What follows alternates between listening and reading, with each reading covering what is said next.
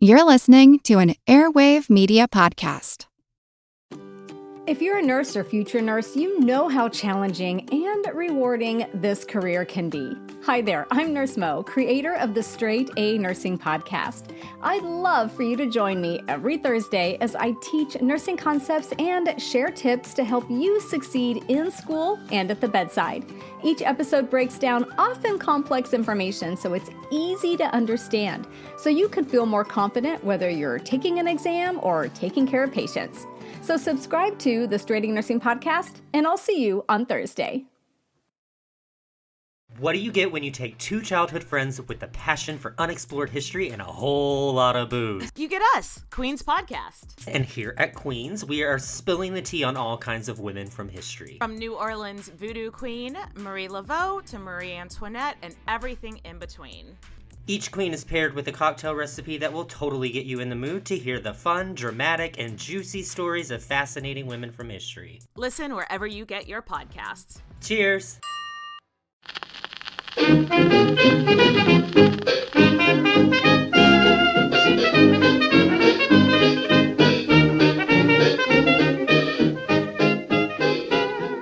Hello, delicious friends, and welcome to Who Did What Now, the history podcast that's not your history class, with me, your host, Katie Charlwood, history harlot and reader of books. Speaking of books, I have, found the cover for my book that's coming out in May 2026 with August Books. I am beyond excited. You know when you see something and it's like Baby Bear's porridge? You know it's just right? Like the images, the colours, just like the vibe. Like it was sassy, it was me in book form, not like an actual image of me, but like the representation of me. Like metaphorically me. It was fantastic. I love it. I'm so excited. I'm actually really excited. I mean, I should be, obviously, because I'm writing a book and a publishing house is publishing it. Like, that's wild. Like, I'm going to be a published author, you know, once I finally write these chapters. I know. I'm like 2 chapters behind. And so I need to get on that. Like, I have a full, like, writing plan for this month, especially considering I've got 2 festivals this month, so I've got 2 live shows. Now that I'm no longer embargoed, I can talk about it. Because on the 20th of October, I'm in Dublin, I'm in Tala at the Civic Theatre, and I'm at the Red Line Book Festival, so I've got that going on. Fabulous, love that journey for me. And it's sort of, I'm more focused on the seedy sides of certain authors. And it's a surprise. I will tell you about it if you show up, because it's going to be fun. All I'm saying is I will be talking about cocaine. I mean, not cocaine. Raisins. And I'm kidding, it is actually cocaine. Anyway, that's a silly reference, and the people who get it, good for you.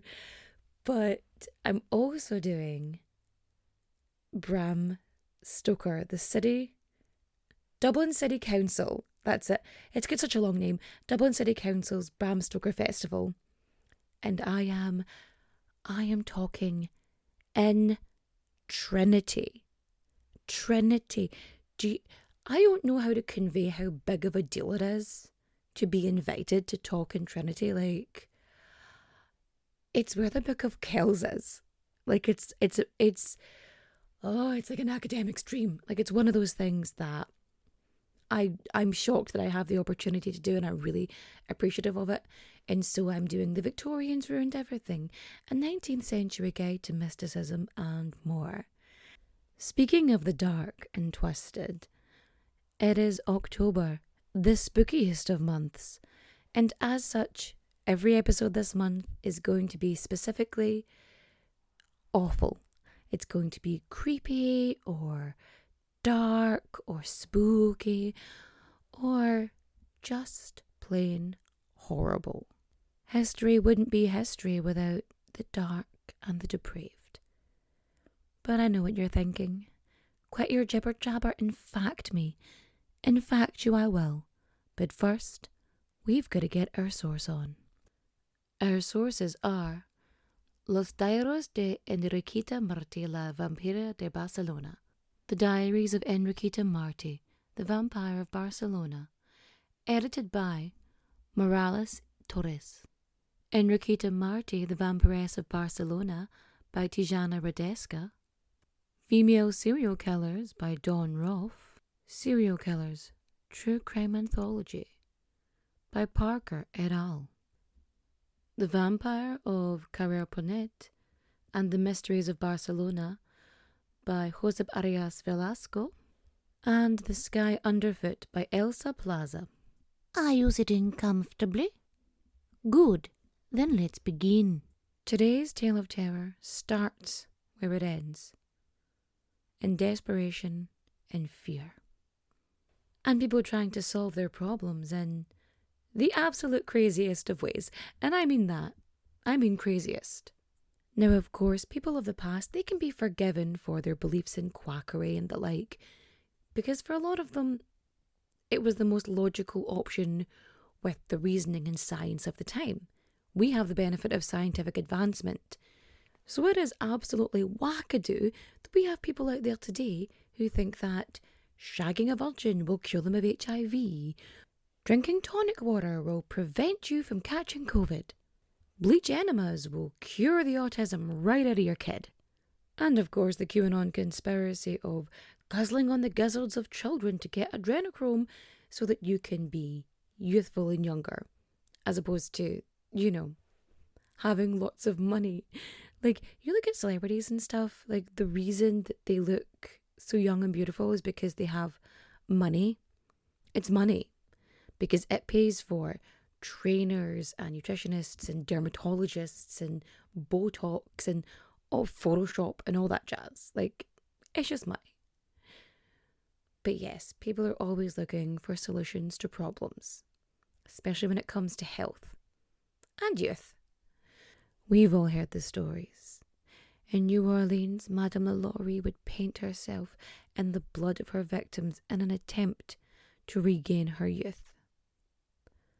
In England, the medieval cult of St. Thomas Becket would consume a mix of water and the dried blood of the saint as part of their rituals, which was their version of the Eucharist. The Scythian warriors of ancient Siberia would drink the blood of their enemies. And the medicinal cannibalism during the Victorian era, and in the early 20th century in Barcelona, there was a belief spreading through the city, a desperate belief, that consuming the blood of children will cure your consumption. Consumption is just the old-timey name for TB, tuberculosis. And this is a period of time where tuberculosis had no cure. This is pre-penicillin. If you got it, you were gone. 98% of the time, most people did not survive TB. A disease that spread through the city, not quite indiscriminately, because the people who were lucky enough to not live in cramped, crowded, impoverished, dirty conditions, they unsurprisingly had less chances of catching TB. The city was being ravaged by the disease, but that wasn't the only thing causing dismay on the streets. The children of the city were disappearing. Rumours persisted that a man in black was roaming the streets and stealing the children, like an even scarier version of the child catcher from Chitty Chitty Bang Bang. And parents would often use this boogeyman concept to chastise and control their children. You better do as we say, you better be in it this time, because otherwise the boogeyman will get you and he'll steal you away. But the truth of the matter, if it is true, the fate of these children was so much worse than anyone truly considered. We all know the journalists of the era were not the most scrupulous of characters, and often facts would be embellished and information would be altered and exaggerated. Sensationalism to sell papers. And in this situation, separating the fact from the fiction, the myth and lore from what actually happened is a bit difficult. So much information has been lost over time or gotten rid of. which of course made verifying information just slightly more difficult, along with the fact that most of the information out there is in Spanish or Catalonian, which is even harder to translate. I did my best, okay?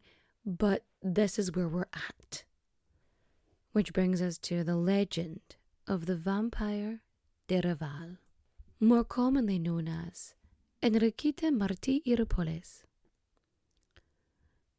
Enriqueta was born in Sant Feliu de Llobregat in 1868.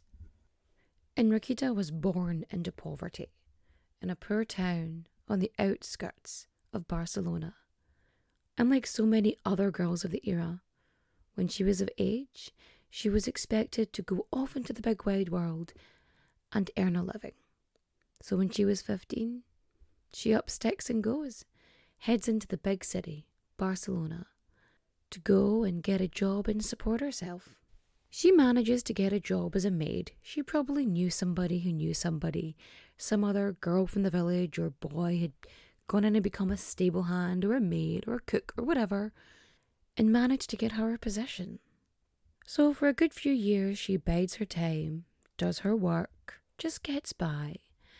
And then when she's 20, the World's Fair comes to Barcelona. The World's Fair is supposed to be amazing, and I'm sure it is. I'm sure Crystal Palace was lovely back in the day, because it was actually a Crystal Palace. It doesn't exist anymore. Not the point. The point is, the World Fair comes, and of course it's just exuberant. It is extravagant, and it just shows how poor the poor are and how wealthy the wealthy are. That gap is massive, and it does not go unnoticed by Enriqueta. And as she's spending her time there observing, very observant, she listens into conversations. Being a maid, she's used to sort of being around and being ignored, which helps her in many ways. But there she is, doing that, figuring it out, and just, I want to call her sleek it. It's a wee bit sleek it. She's just slithering around and getting information and hearing what it is these rich folks talk about. So for historical context, Alfonso XIII of Spain, the Randy Royal, he who was, I've got an episode on him. He made porn, or he had porn made. He had his own production company that would make porn especially for him. That's the guy. So he's only 2 at this point. Again, 1888.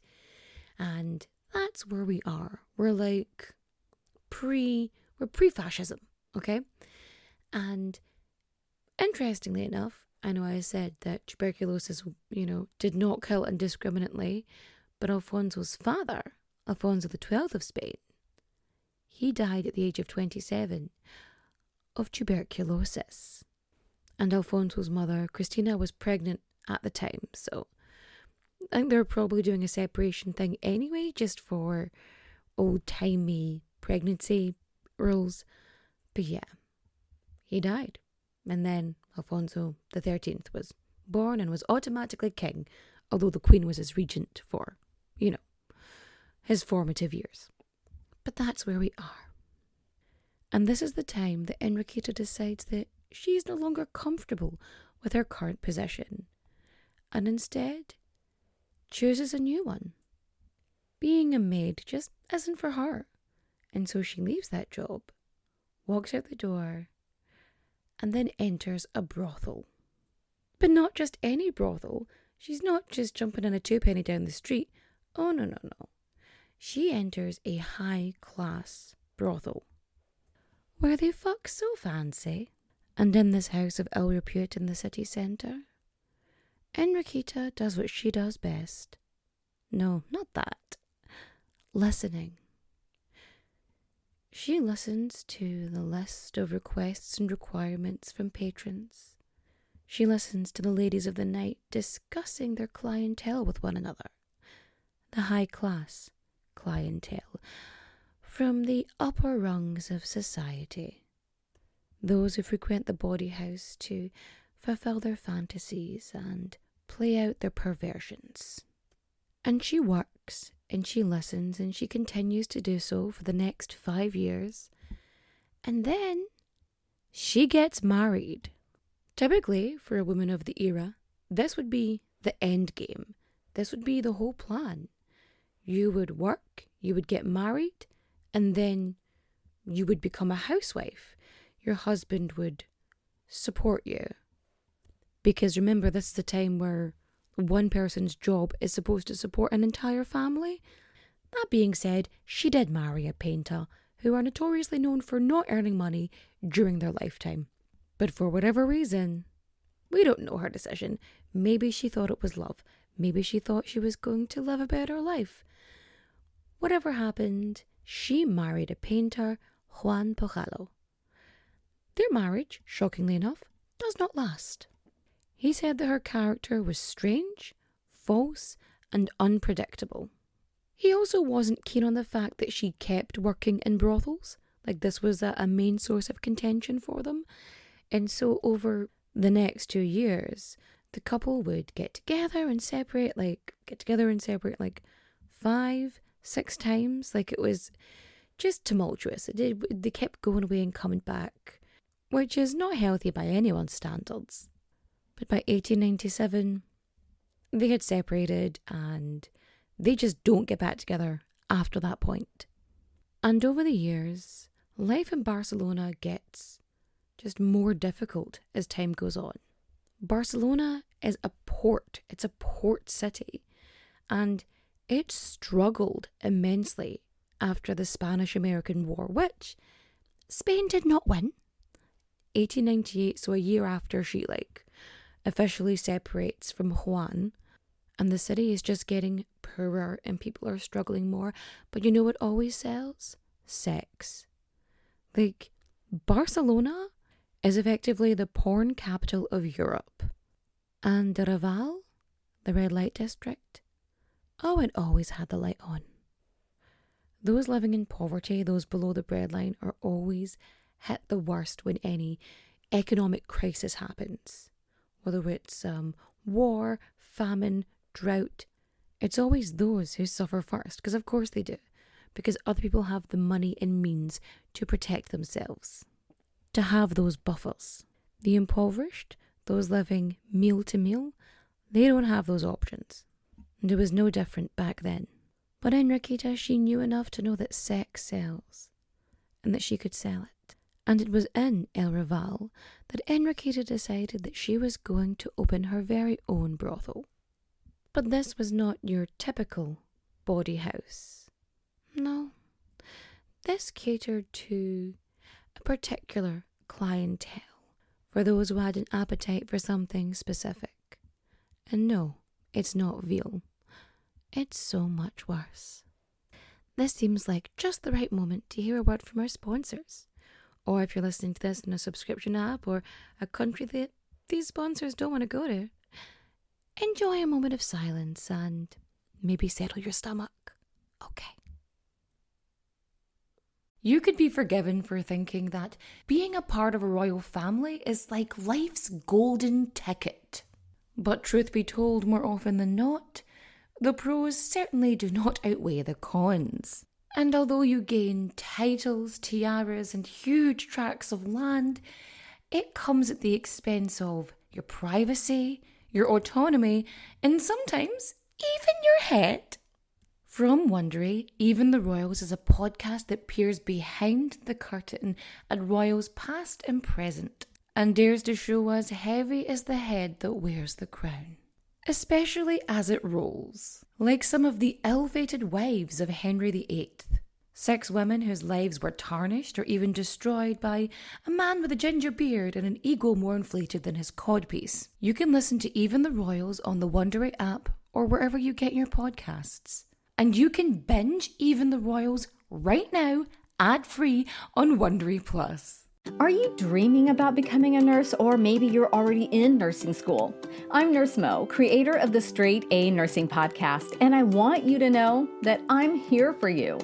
I know nursing school can be challenging. I've been there, but it doesn't have to be impossible. Sometimes the key to succeeding in nursing school is to hear the concepts explained clearly and simply, which is exactly what you get with weekly episodes of the Straight A Nursing Podcast. Each Thursday, I teach a nursing concept or share tips and advice to help you succeed in school and at the bedside. My goal is to help you improve how you study, get more done in less time, pass your exams, and feel more confident in clinical. And if you're already a practicing nurse, these episodes are for you too, because as nurses, there's always something for us to learn.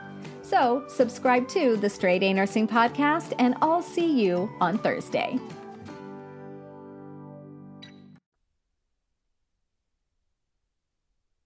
And we are back. I hope you're ready for the rest of this terrible, terrible tale. The thing you have to remember about Le Raval is this is not an affluent neighbourhood. This is impoverished. It's where the red light district is. It's where the soup kitchens are. It's where they're giving out alms to the poor. That's where she is. That's where she chose to set up her brothel. Now, was that by design? Or was that all she could afford? Whom's to say? All we know is that that's where she established her first brothel. And in order to not sort of stand out during the day, she would wear poor people clothes. She would cosplay in rags and shawls and dirty dresses, making sure to never quite stand out against the other impoverished of the neighbourhood. She would wait in line, standing in queues for crusts of bread or a dab of gruel outside monasteries and churches and people who just wanted to help. She would find a corner and beg, and she would do what she does best: watch and listen, keeping an eye out for children who were alone, those who appeared really in need, those that were homeless or abandoned or simply unattended.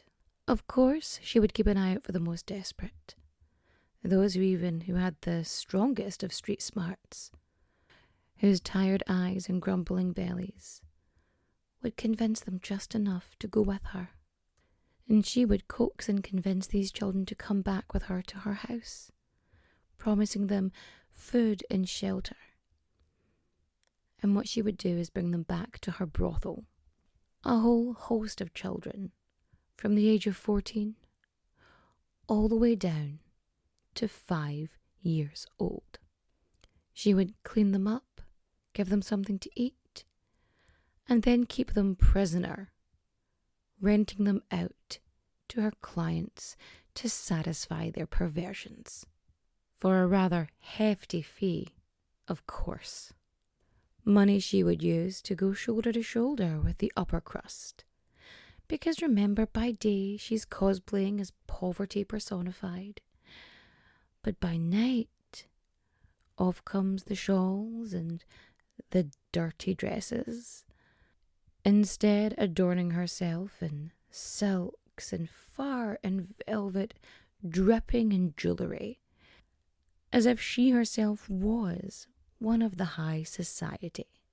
She's out gallivanting at night, going to the opera house, going to parties and lavish dinners, and just having a good old time of it, getting a nice little lie-in in the morning, and then going out and playing poor person, so that she can continue her child sex trafficking.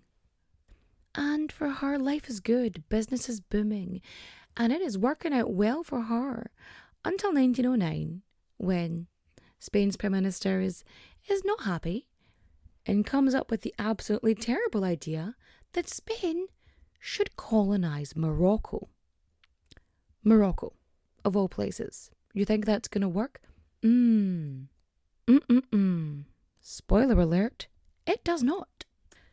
Now, as we know, in order to fight a war and hopefully win a war, which again, they don't, in order to fight a war, the main thing you need in order to even attempt to do that is soldiers. Like, you need troops, you need people ready to do battle. But It's just a bad campaign from start to finish. And they are just chucking boys out in the front lines like nobody's business. Like, I mean, this is pre-World War I. Like, nobody knows what they're doing, you know? And they're just pulling them all out and decide that because they don't have enough soldiers, they're going to bring in conscription, which is like, once you're a certain age, you have to go fight. Now, it becomes quite apparent quite quickly that the of-age men who are being sent out to fight, the majority of them, the disproportionate amount, they are poor men. Like, because members in high society, the upper crust, the upper echelons, if you will, what they're doing is they're buying their way out. They're getting someone to go in their place. Like, someone typically poor, someone who probably needs the money, and they're like, I'll pay him and he'll go my place and it'll be fine. And the government's like, that's cool, which I don't need to tell you is not cool. Not that I believe in conscription as a general rule, because I think it's stupid. I think, why would you put someone out to fight for the country if they do not want to do that? Like, why? Why would you do that? If that person does not believe in what they're doing, if they do not have that belief system, that patriotism in place, they're not going to be all dulce est decorum. Is it, or dulce et decorum est? Dulce est decorum pro patria more. Listen, I don't speak Latin, alright? I don't know it. But it basically means it is sweet and honourable to die for one's country. I don't know, was it Secrets of Sin or Wilfred Owen that did a poem? Is that their poem, or am I thinking of somebody else? But yeah, it's all about how they say it's sweet and honourable to die for one's country until you see what that actually means. Because war is often described as this romantic situation. It's very artistic. It's very revered. When the realities of war are horrible and harsh. And here is Spain sending their poorest out as fodder. As fodder.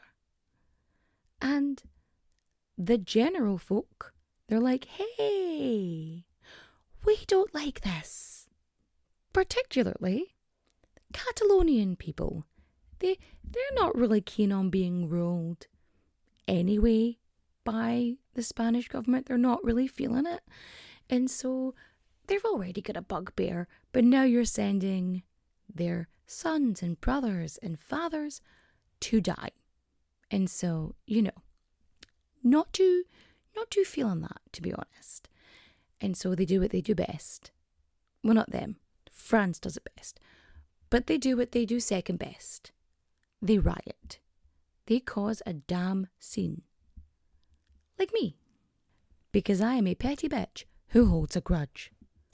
So there is absolute pandemonium. Like, there is chaos on the street. They are rioting.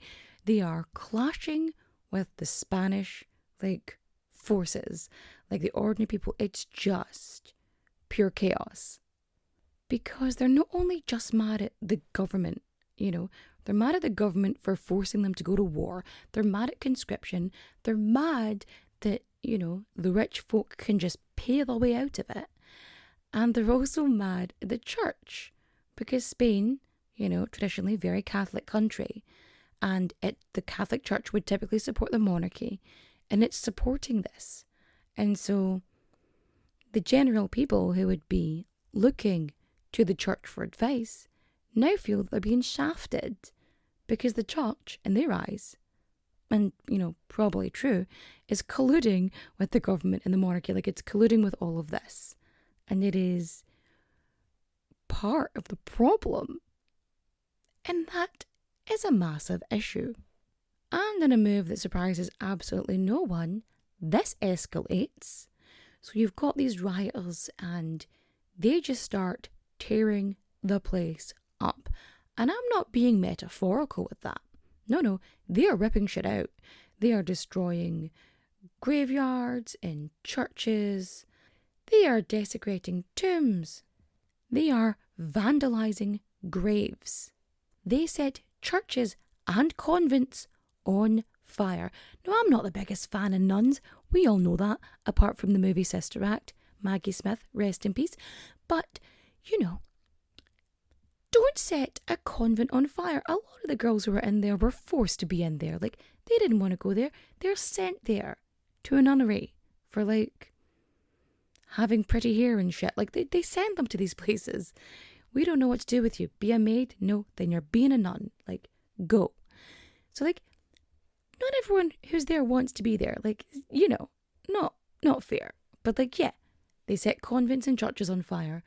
And this results in 150 people dying. Like, so much it happens. You've got like 150, I say 150, over 150 people die for like a bunch of reasons. Some are murdered, some are killed by fires, like some die in clashes, like people die. There's like 1,600, 1,700 people are arrested, and then 5 people are officially executed. And this is, the tragic week. That's the term they come up with. It's La Semana Tragica, the tragic week, which is just, again, it is a week of tragedy. So much death and desolation and desecration, just all this bad shit happening. And it's like a really bad time for Barcelona. But with all that happening, a less bad time for, the children who are being sex trafficked. Because the Spanish government decides to enact martial law, which is basically where the Spanish military and government have like complete power, carte blanche, can do whatever the fuck they want effectively. And martial law comes into play typically when there is a situation that is so extreme that this is the only way to handle it. Like it's a situation of crisis, like a huge crisis. And that's what this is. Now, of course, there's a target on who? The poor. Why is there targets on the poor? Because the government believes they're the root of the problem. Because the government lacks accountability. I know, you're shocked. And so they're like, we're going to like crack down on crime. We're going to hit all these poor neighbourhoods. We're going to go to this impoverished place. We're going to stop this violence. We're going to stop these pirated books. Oh, and these lemons that fell off the back of a cart, like pilfering donkeys. Listen, I'm doing my best. Like old-timey crime. And it does not take authorities long to find Enriqueta's brothel. And they raid the joint, battering down the doors, storming into every room, expecting to find ladies of ill repute and their horrific clientele. But what they find is so much worse. Because behind every door is not a lady selling her goods, but is instead child after child, each more traumatized than the last. From teenagers all the way down to children who can barely formulate sentences. Now, I know I said 5 years old earlier, but I'm fairly certain that the youngest child they found imprisoned in that building was 3 years old. Don't worry, it gets worse. Because while they're raiding the property, who happens to be there but a very high-ranking member of society, one of Enriqueta's best clients, a member of one of the wealthiest and most powerful families in all of Catalonia. And he is well known, like they know who he is, to the point that when they get there, they know they're screwed. They know there's not much they can do. Like they think they're doing really well, they're cracking down on this crime, they're saving these children. And they think they're going to get the woman responsible, which they're shocked at because they're shocked that a woman, of all people, could be the person to commit these crimes, that she would be the one to harm children. Not sell them and abuse them and treat them like they're not human. But there she is with her big wealthy client, and whoop, what do you know? The entire paperwork for Enriqueta's case, for her crime, disappears without a fucking trace. With no paperwork, she cannot be charged. They cannot do anything to her. And so, she's released. And it doesn't take long for her to get up to old tricks. Except now, now she has a fuck you attitude because she feels like she can get away with it. She can get away with anything. Because you just tried to catch her. You caught her in the act, red-handed even. And you couldn't do anything. She feels like she is untouchable. She wastes absolutely no time recharging her revenue streams. She restarts her business, getting back into old ways. But she also decides to diversify, doesn't want to keep all her eggs in one basket. Because she, again, watches, listens, she pays attention. And she is well aware that Barcelona is being destroyed by disease. Consumption has a chokehold in the city. People are dying, the rich, the poor. There isn't a cure. At least not yet. And the story spreads through not just Barcelona, not just Catalonia, but the entire country. Like whispers over your shoulder. The cure for consumption, is consuming the blood of children. Human children, specifically. No animal children. It just won't do. Blood is life for a lot of people. It exists in mythology and lore. We talk about bloodletting and medicinal blood recipes, beauty recipes, so on, so forth. But yes, many citizens believed that drinking the blood of a child would cure you of TB. When tuberculosis was typically a death sentence, like you got it, then you weren't making it out alive.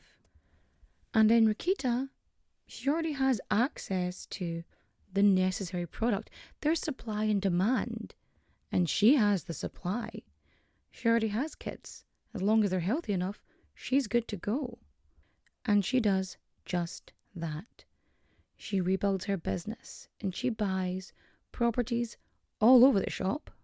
She really was doing well in her business because she bought several apartments and flats all over the city. She had one specifically for her child sex trafficking brothel. She had one for child murder. There's no easy way to say that. Child murder. And another, which is hers, which is where she lived. And that's it. Now, we already know about the trafficking and what that entails, and if you don't, thank Christ, you don't need to know that information. Now, in the house where she's doing all of the murdering, she's really utilizing all of it. It's very much a waste not, want not situation, because she is getting rid of the children. Whether this was children from her brothel or elsewhere, it depends. We're not entirely sure on that. But what she does is she kills those children. She drains them of their blood. She ensanguinates them. And she sells that blood to people as a cure for their TB. She then uses the marrow and fat of the children to make ointments and lotions and potions and creams, and sells them to the ladies of high society, saying that they're going to bring back their youth. And for the record, I want to make this perfectly clear, everybody who was buying from her knew exactly what they were buying. Like, there was no, ooh, I wonder what it could be. It's like, no, this is what this is, because this is child fat. This is going to make you more youthful. People have said crazier things on daytime TV. Like, this isn't the weirdest thing you've heard. But that's that. And so people buy it. People who clearly do not care about the lives of impoverished children. It's one of those things where it's like a victim, the victim being less than. That's what this feels like. And so for 3 years she gets away with this. For 3 years she nabs children from the street. She sells some to fucking sickos. Others she just ends their lives. Dismantles them and sells them for parts. And for 3 years, children are disappearing from the streets of Barcelona. They're going away, they're just vanishing. And it gets to the point that the governor of Barcelona, Manuel Portela Valdares, he makes an official statement saying that children aren't disappearing. The missing reports are just made up. They're false. They're just fabrications by all these families. The idea of this is that families were like selling their kids because they were destitute and they were desperate. And so they were selling their children and then being like, oh, somebody stole them. Like, they think enough families were doing this, that this was an epidemic of people selling their kids and then lying about it. Because of course it's definitely hundreds of families making the same claim. All these poor people keep selling and losing their kids because they're poor and that's all they're doing. Like, really? Really? That's the most logical conclusion to this. Not kidnapping or murder, which, you know, in a time of turmoil, seems like that might be it. No? Okay then. But back to Enriqueta and her houses of horrors, like, it's so horrible when you think about it, because if you think about it too hard, you have to consider which fate is worse. Being killed is some kind of false cure, having your body parts turned into face cream, like, or trafficking. Death or trafficking? Which is worse? Which is the worse fate? It is a double-edged blade. And for 3 years, Enriqueta builds her fortune on the bodies of Barcelona's poorest children. And no one is listening. No one is caring that these kids are going missing. No one official, anyway. That is until the 10th of February 1912, when Teresita Guitart is walking home with her mum. Teresita is 5 years old and they stop outside the flats, the apartments, and her mother is chatting to her neighbour, because Teresita usually just runs up the steps into the house, bim bim bim. So when the mum finishes her chat, goes up the stairs and goes up all 3 floors, she walks in and Teresita isn't there. And her husband tells her that she didn't come up the stairs. She isn't in the house. And in a panic, she runs down the stairs, she screams, and she is out in the streets looking for her child. And this is where the shit hits the fan. All across the city, people are searching for Teresita. Her picture's in the papers, there's flyers up. Like, this is big news. Everybody, and I mean everybody, is looking for this wee girl. And so you've got the authorities, you've got the police, you've got the newspapers, you've got other poor people, like the other general folk. Everybody's looking for her. Everybody is desperate to find this kid. And for 10 days, nothing. 10 days, nobody sees her.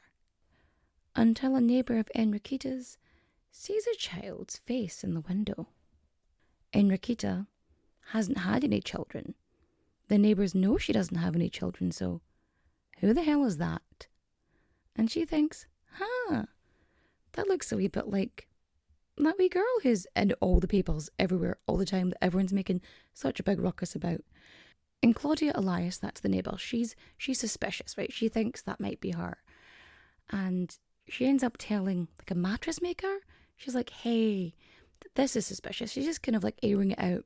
And then he ends up reporting it to the police, who eventually raid the apartment, mezzanine number 29 on Ponent Street.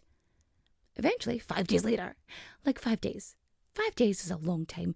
You know what people can do in 5 minutes? Imagine what they can do in 5 days. Like, you are lucky this kid was still there. They raid the flat, they go upstairs, and they find not one little girl, but two. A little girl called Angelita, who looks, by all accounts, normal, like a normal kid. And the other has a completely shaved head and says her name is Felicidad, which translates to happiness. Oh, yeah, the reason that they used for like raiding the flat was keeping illegal chickens. They were like, this flat has illegal chickens, and so they're raiding it to see if there was in fact illegal chickens. No, there were children. And so they are talking to these kids and they start questioning Felicidad, happiness. You know, they actually go out and catch Enriqueta. They catch her and they're like, your flat has chickens. We need to investigate it. And she's like, yeah, okay. You can check my flat for chickens. Now, why? What level of confidence does this woman have that she's like, yeah, go check for chickens. You're not going to find any chickens. Like, no, they're just going to find children. Abducted children. But yeah, they find the two girls. And Teresita, she ends up being brought back to her parents. They're like, great, this is you, off you go. And she says that when she was taken to the flat, the first thing she did was cut off all her hair and told her name was Felicidad, that her parents were gone and that she was to call her stepmother from now on. Like, okay. And Teresita manages to tell the officers about her abduction, which is, if you can get a 5-year-old to tell you any kind of story, like, you're doing well, because they do not tell those stories in linear fashion. Says me, who, sidebars, I know, pot kettle black. But she says on the day, like, instead of like going up to her house like she normally does, she like went around the corner, just kind of dawdling as children do. And there she sees Enriqueta, who promises her sweets. Like, she's like really gentle about it. She's like, come, pretty, come. I have sweeties for you. Like, candy? And at first she's like, yay, sweets, because she's 5, obviously. And she follows her. And then she realizes that she's taken far away from home. Like, she's not going the direction she wants to go in. Like, the fear is setting in. And then she starts to panic. And Enriqueta, like, covers her with like a black like cloak or cape and just drags her back to the mezzanine. And Teresita also tells them that like Enriqueta would just go away for ages, like days, and would leave her and Angelita like alone. These 2 wee girls, she would just leave them alone.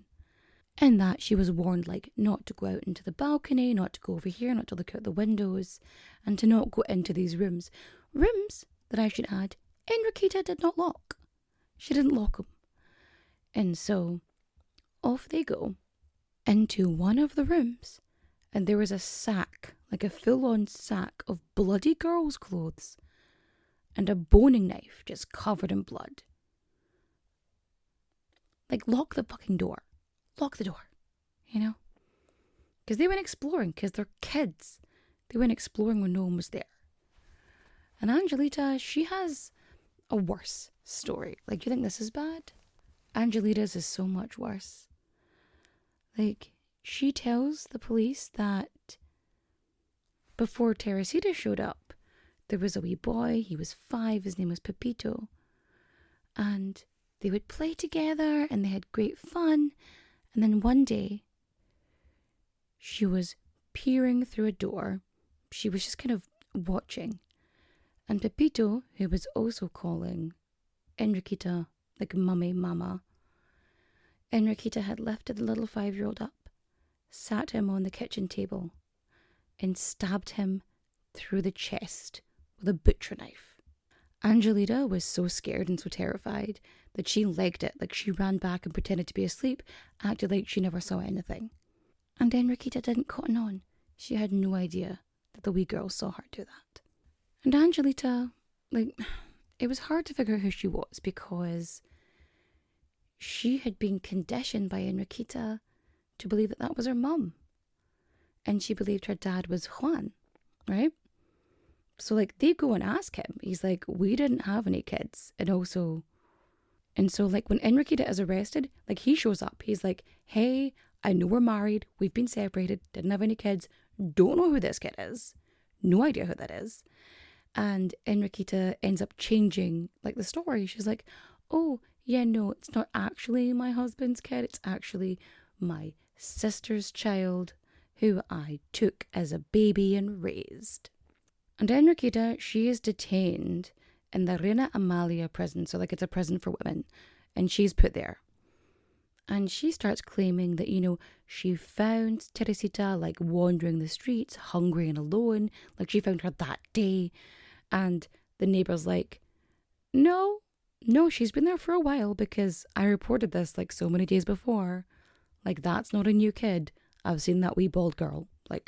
Mate, seen her before. And then Enriqueta has to explain what they found in her flats.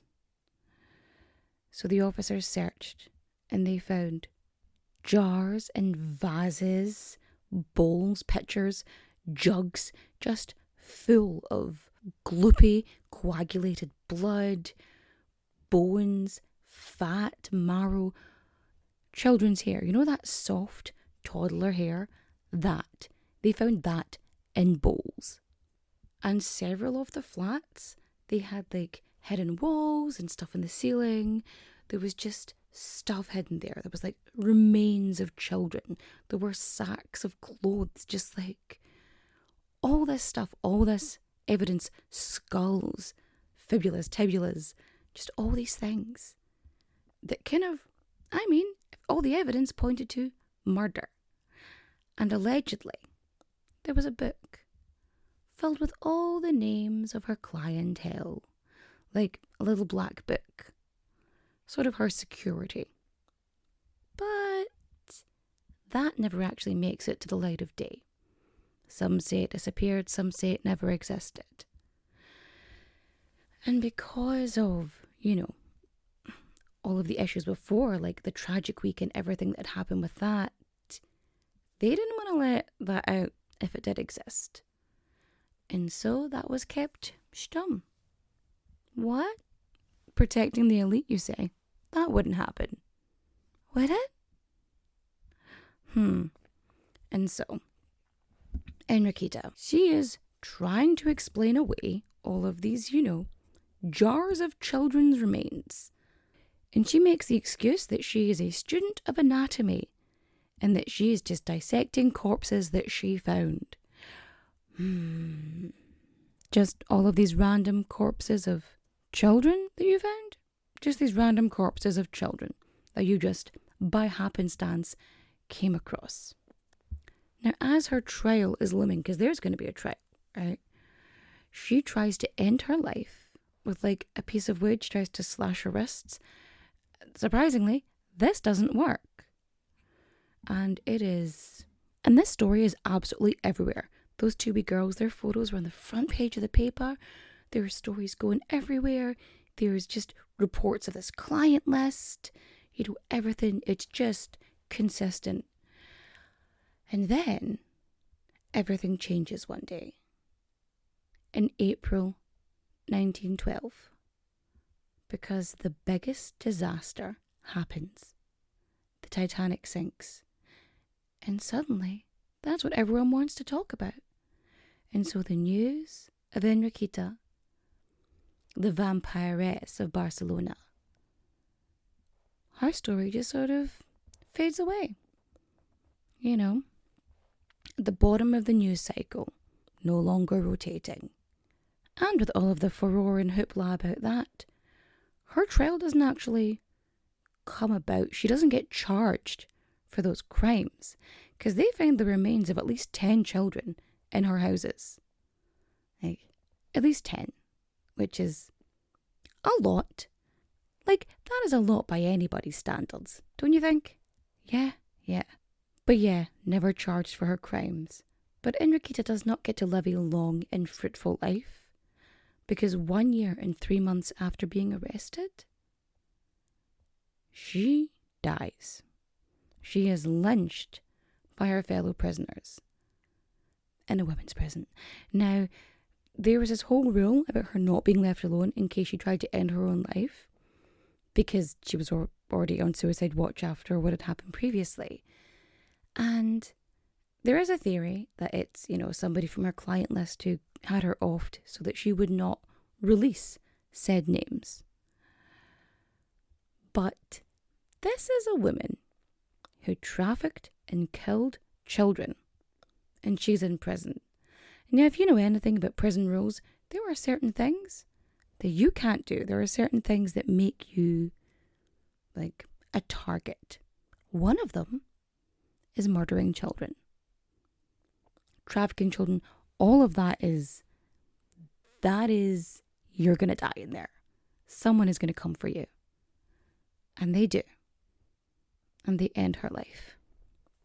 And on May 12th, 1913, Enriqueta Martí dies of her injuries. Now, initially, they lie about this. The prison is like, she wasn't beaten to death by inmates. No, she suffered a long illness. Yeah, no, she was lynched. And she was buried secretly in a common grave in the Cementerio del Sudeste. Basically so that no one would know where it was. Good. Which, like, did Epstein have, like, a secret grave? Like, do we know where he's buried? Did they bury him? Did they burn him and just, like, dust him somewhere? Like, what is that? I actually don't care enough about him to do that, because he's dead now. And he deserves to be dead. Because, of what he did. Anywho. Now, this is a horrible story about a horrible situation during a difficult time. Now, of course, there are always two sides to every story. And there is a theory that this case was blown all out of proportion, that she wasn't actually going around stealing children, selling children. She was just a mentally ill woman who stole 2 kids. And that's the story. Apparently that's it. But, we know she was arrested so many times. We know she was trafficking kids. And, the buckets and buckets of blood, I feel like, are a thing. Now, my issue with this is, I'm always one to try and stand up for women, but women can do some bad stuff too. Equal rights, guys. We can be horrible. And, like, we already had a mayor come out and say that people are blaming this, people stealing kids, that children are disappearing, when in fact they're just losing their children. They're just selling them. Like, I don't like that. I don't like that. I don't feel like that is a reasonable, logical stance to take. People do crazy things. We know people do crazy things. Like, there might be some things that are exaggerated, like the face creams. The face creams does feel a bit much to me. The drinking blood for youth, or not youth, but curing. People have done that. People have done worse. Again, we're guzzling on gizzards, guys. Like, it's a thing. But the fact that this brothel owner, her client list, with her being so famous, so infamous, that doesn't come to light at all, ever. That's the kind of news that gets out. That's the kind of thing that people share. So for that not to come out, to me that's highly suspicious. But here is a horrific story, no matter which angle you look at it. Just terrible. Just terrible, terrible humanity. And I hope you've been sufficiently disgusted. And that is the story of the Vampiress of Barcelona. So if you liked this incredibly terrible story about this terrible event that happened in the past, feel free to rate and review 5 stars. If you don't want to review and rate 5 stars, don't say anything at all, because be kind. If you can't be kind, don't be anything. You can catch me on the socials. If you message me on Instagram or on Threads, it's easier for me to respond. I find it more accessible. I am on TikTok, but I find it harder to communicate on that one. And I guess it is recommendation time. For reading, I am going to recommend Ghost in the Throat. And I'm not going to give you any context. For watching, Agatha All Along, love me some witchy witchiness. Love me some witchy witchiness. Have I recommended it 2 weeks in a row? Yes, I have. Don't care. Doing it again. And for listening, on a completely non-spooky note, you should listen to Cam History.